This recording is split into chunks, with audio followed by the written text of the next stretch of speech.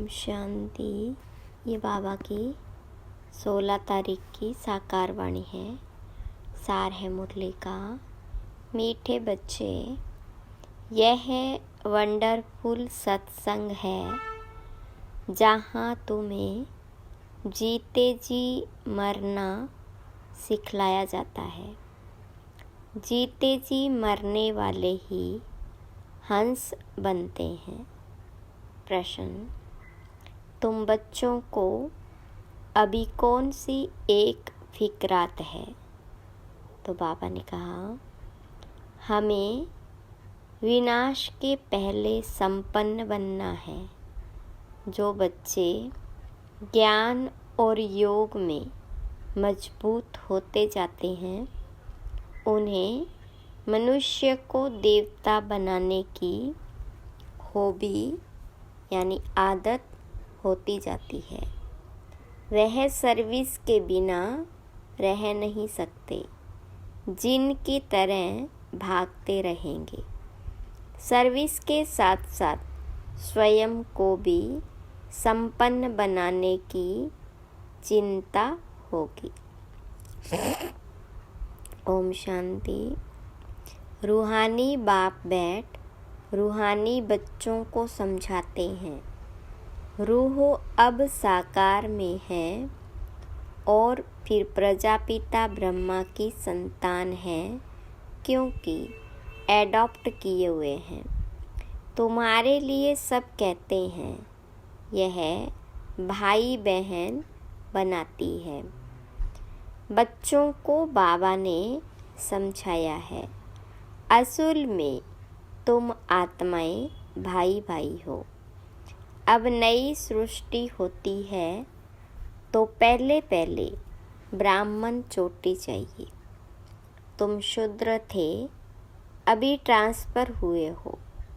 ब्राह्मण भी तो चाहिए ज़रूर। प्रजापिता ब्रह्मा का नाम तो बाला है। इस हिसाब से तुम समझते हो, हम सब बच्चे भाई बहन ठहरे। जो भी अपने को ब्रह्मा कुमार कुमारियाँ कहलाते हैं, वह जरूर भाई बहन ठहरे। सभी प्रजापिता ब्रह्मा की संतान है, तो भाई बहन जरूर होना चाहिए। यह समझाना है। बेसमझों को बेसमझ भी है और फिर ब्लाइंड फेथ भी है। जिनकी पूजा करते हैं, फेथ रखते हैं, यह फलाना है, परंतु उसे जानते कुछ भी नहीं। लक्ष्मी नारायण की पूजा करते हैं, परंतु वह कब आए, कैसे बने, फिर कहाँ गए, कोई भी नहीं जानते। कोई भी मनुष्य नेहरू आदि को जानते हैं तो उनों की हिस्ट्री ज्योग्राफी का भी सब पता है। अगर बायोग्राफी को नहीं जानते तो वह क्या काम का। पूजा करते हैं परंतु उनकी जीवन कहानी को नहीं जानते। मनुष्यों की जीवन कहानी को तो जानते हैं, परंतु जो बड़े पास्ट हो गए, उनकी एक की भी जीवन कहानी को नहीं जानते। शिव के कितने ढेर पुजारी हैं, पूजा करते हैं, फिर मुख से कह देते वह तो पत्थर भीतर में है, कण कण में है।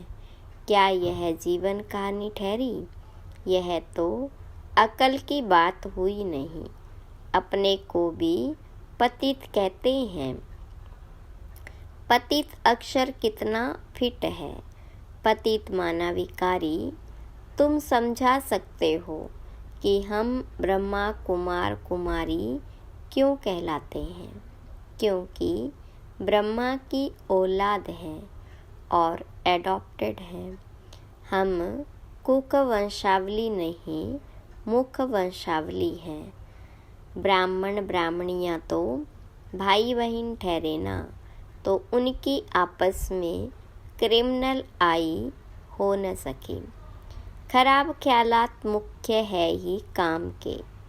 तुम कहते हो हम प्रजापिता ब्रह्मा की संतान भाई बहन बनते हैं।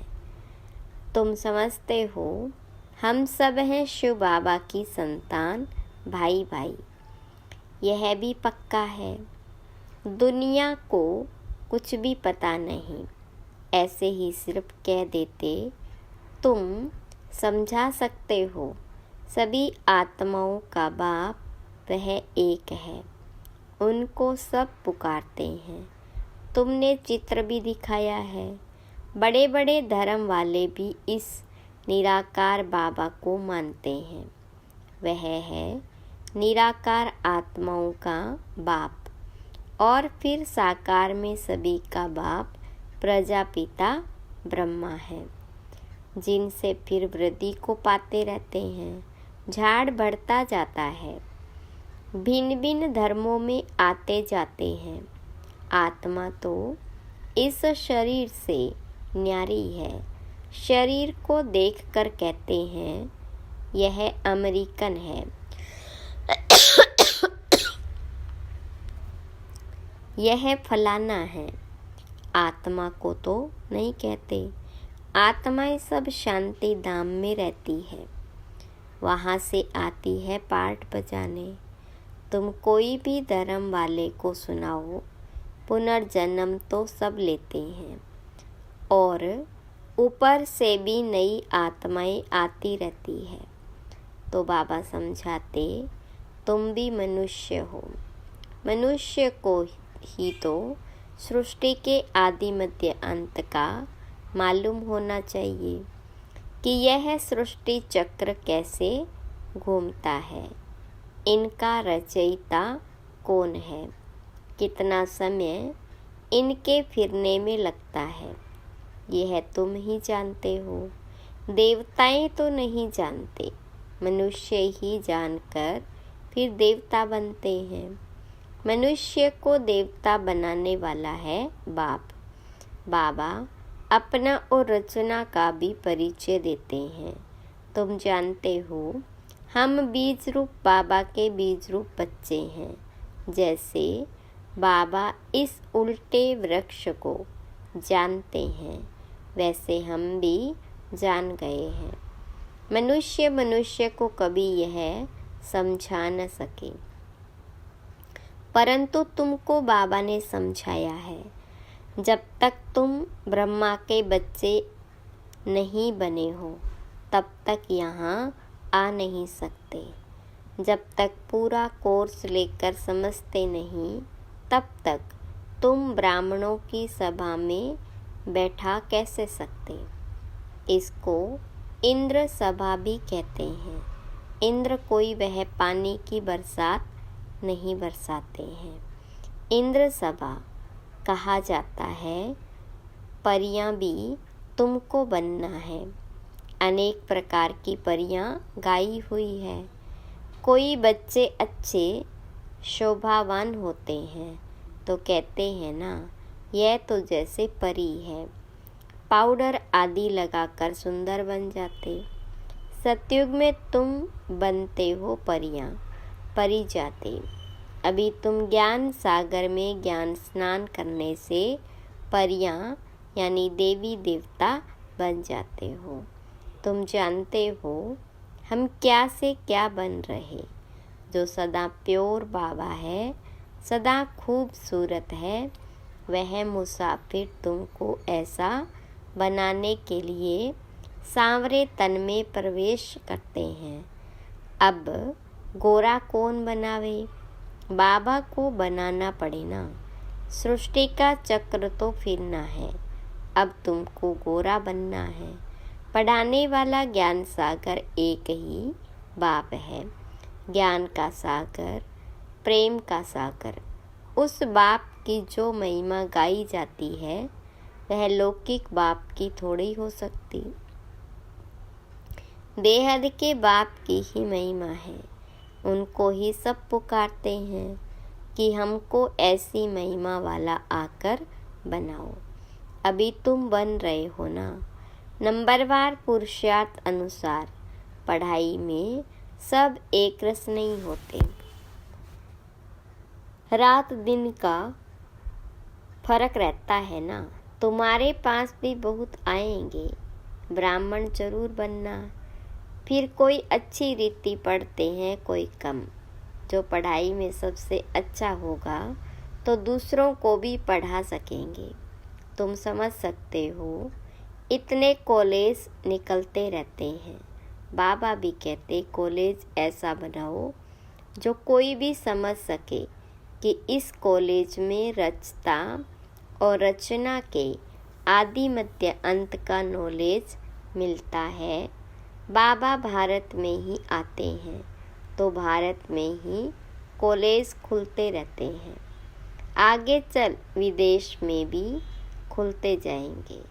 बहुत कॉलेज यूनिवर्सिटी चाहिए ना, जहाँ बहुत आकर पढ़ेंगे। फिर जब पढ़ाई पूरी होगी तो देवी देवता धर्म में सब ट्रांसफ़र हो जाएंगे, अर्थात मनुष्य से देवता बन जाएंगे। तो मनुष्य से देवता बनते हो ना। गायन भी है, मनुष्य से देवता किए कर्तना नरा की वार। यहाँ यह है मनुष्यों की दुनिया, वह है देवताओं की दुनिया। देवताओं और मनुष्यों में रात दिन का फर्क है। दिन में है देवताएं, रात में है मनुष्य। सब भक्त ही भक्त है, पुजारी है। अभी तुम पुजारी से पूज्य बनते हो। सतयुग में शास्त्र भक्ति आदि का नाम नहीं होता, वहाँ है सब देवता। मनुष्य होते भक्ति, मनुष्य होते हैं भक्त, मनुष्य ही फिर देवता बनते हैं। वह है दैवी दुनिया, इसको कहा जाता आसुरी दुनिया। राम राज्य और रावण राज्य। आगे तुम्हारी बुद्धि में यह थोड़ी था कि रावण राज्य किसको कहा जाता है। रावण कब आया कुछ भी पता नहीं था। कहते हैं लंका समुद्र में डूब गई, ऐसे ही फिर द्वारिका के लिए भी कहते हैं। अभी तुम जानते हो यह सारी लंका डूबने की है, सारी दुनिया भी बेहद की लंका है। यह सब डूब जाएगी, पानी आ जाएगा। बाकी स्वर्ग कोई डूबता थोड़ी है। कितना अथाह धन था। बाबा ने समझाया, एक ही सोमनाथ मंदिर को मुसलमानों ने कितना लूटा। अभी देखो कुछ नहीं रहा। भारत में कितना अथाह धन था। भारत को ही स्वर्ग कहा जाता था। अभी स्वर्ग कहेंगे, अभी तो नरक है, फिर स्वर्ग बनेगा। स्वर्ग कौन नरक कौन बनाते हैं, यह अभी तुम जान गए हो। रावण राज्य कितना समय चलता है वह भी बताया है। रावण राज्य में कितने अथाह धर्म हो जाते। राम राज्य में तो सिर्फ सूर्यवंशी चंद्रवंशी रहते हैं। अभी तुम पढ़ रहे हो, यह पढ़ाई और कोई की बुद्धि में नहीं, वह तो है ही रावण राज्य में। राम राज्य होता है सतयुग में। बाबा कहते हम तुमको लायक बनाते हैं, फिर तुम नालायक बन जाते हो। नालायक क्यों कहते हैं, क्योंकि पतित बन जाते हो। देवताओं के लायकी की महिमा और अपनी नालायकी की महिमा गाते हैं। बाबा समझाते, तुम जब पूज्य थे तो नई दुनिया थी, बहुत थोड़े मनुष्य थे, सारे विश्व के तुम ही मालिक थे। अभी तुमको खुशी बहुत होनी चाहिए, भाई बहन तो बनते हो ना। वह कहते यह घर फिटाते हैं, वही फिर आकर जब शिक्षा लेते हैं तो यहाँ आने से समझते हैं कि नॉलेज तो बहुत अच्छी है, अर्थ समझते हैं ना। भाई बहन बिगर पवित्रता कहाँ से आए, सारा मदार पवित्रता पर ही है। बाबा आते भी हैं मगध देश में, जो कि बहुत गिरा हुआ देश है, बहुत पतित है, खान पान भी गंदा है। बाबा कहते, मैं बहुत जन्मों के अंत वाले शरीर में ही प्रवेश करता हूँ। यही 84 जन्म लेते, लास्ट सो फिर फर्स्ट, फर्स्ट सो लास्ट। मिसाल तो एक का बताएंगे नाम। तुम्हारी डिनाइस्टी बनने वाली है। जितना अच्छी रीति समझते जाएंगे, फिर तो तुम्हारे पास बहुत आएंगे। अभी यह बहुत छोटा झाड़ है, तूफान भी बहुत लगते हैं। सतयुग में तूफानों की बात ही नहीं, ऊपर से नई नई आत्माएं आती रहती है। यहाँ तूफान लगते ही गिर पड़ते हैं, वहाँ तो माया का तूफान होता ही नहीं। यहाँ तो बैठे बैठे मर जाते हैं और फिर तुम्हारी माया के साथ युद्ध है तो वह भी हैरान करती है। सतयुग में यह नहीं होगा, दूसरे कोई धर्म में ऐसी बात होती नहीं। रावण राज्य और राम राज्य को और कोई समझते ही नहीं। बल सत्संग में जाते हैं, वहाँ मरने जीने की बात नहीं होती। यहाँ तो बच्चे एडॉप्ट होते हैं, कहते हैं हम शिव बाबा के बच्चे हैं। उनसे वर्षा लेते हैं, लेते लेते फिर गिर पड़ते हैं तो वर्षा भी खलास हंस से बदलकर बगुला बन जाते। फिर भी बाबा रहम दिल है तो समझाते रहते हैं। कोई फिर से चढ़ जाते हैं तो थमे यानी स्थिर रहते हैं। जो स्थिर रहते हैं उनको कहेंगे महावीर। हनुमान तुम हो महावीर महावीरनिया। नंबरवार तो है ही, सबसे पहलवान तो को महावीर कहा जाता है। आदि देव को भी महावीर कहते हैं, जिससे यह महावीर पैदा होते जो विश्व पर राज्य करते। नंबरवार पुरुषार्थ अनुसार रावण पर विजय पाने के लिए पुरुषार्थ करते रहते हैं। रावण है 5 विकार, यह तो समझ की बात है। अभी तुम्हारी बुद्धि का ताला बाबा खोलते हैं, फिर ताला एकदम बंद हो जाता है। यहाँ भी ऐसे हैं जिनका ताला खुलता है तो वह जाकर सर्विस करते हैं। बाबा कहते जाकर सर्विस करो, गटर में जो पड़े हैं उनको निकालो।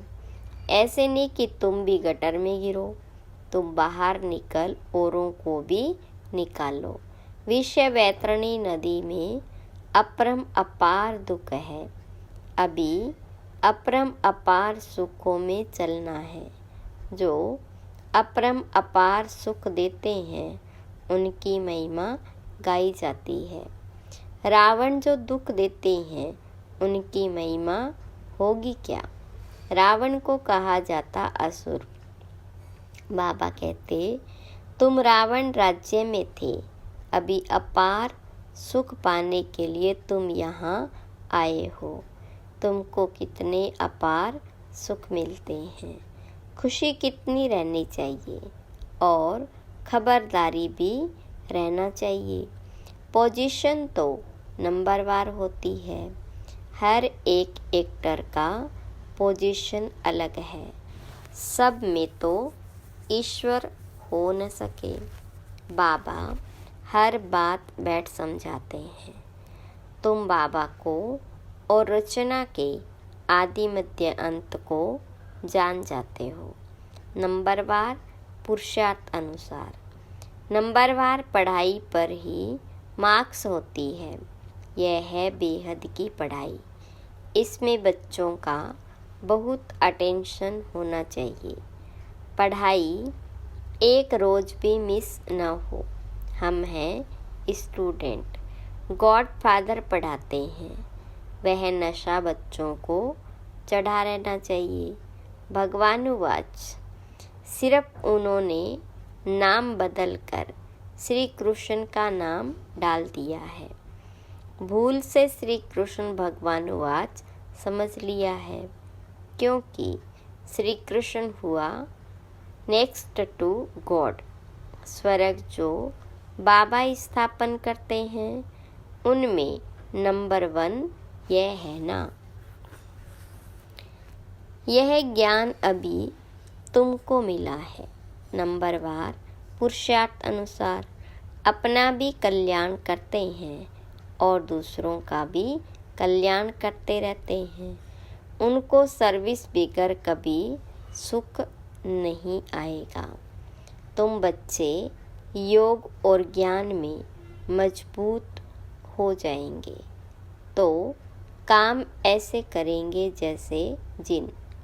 मनुष्य को देवता बनाने की हॉबी यानी आदत लग जाएगी। मौत के पहले ही पास होना है। सर्विस बहुत करनी है। पीछे तो लड़ाई लगेगी, नेचुरल कैलेमिटीज भी आएगी। अच्छा, मीठे मीठे सिकिलदे बच्चों प्रति माता पिता बाप दादा का याद प्यार और गुड मॉर्निंग। रूहानी बाप की रूहानी बच्चों को नमस्ते।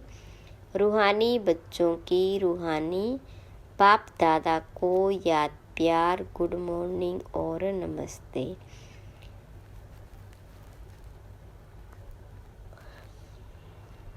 धारणा के लिए मुख्य सार। पहली पॉइंट, लास्ट सो फर्स्ट जाने के लिए महावीर बन पुरुषार्थ करना है। माया के तूफानों में हिलना नहीं है। बाप समान रहमदिल बन मनुष्यों के बुद्धि का ताला खोलने की सेवा करनी है। दूसरी पॉइंट, ज्ञान सागर में रोज ज्ञान स्नान पर परिज्यादा बनना है। एक दिन भी पढ़ाई मिस नहीं करनी है। भगवान के हम स्टूडेंट हैं, इस नशे में रहना है।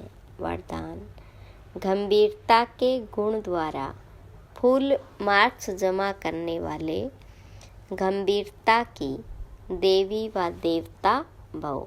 विस्तार, वर्तमान समय गंभीरता के गुण की बहुत बहुत आवश्यकता है, क्योंकि बोलने की आदत बहुत हो गई है। जो आता है वो बोल देते।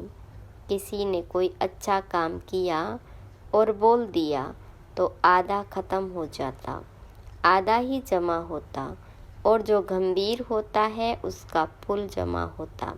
इसलिए गंभीरता की देवी व देवता बनो और अपनी फुल मार्क्स इकट्ठी करो। वर्णन करने से मार्क्स कम हो जाएगी।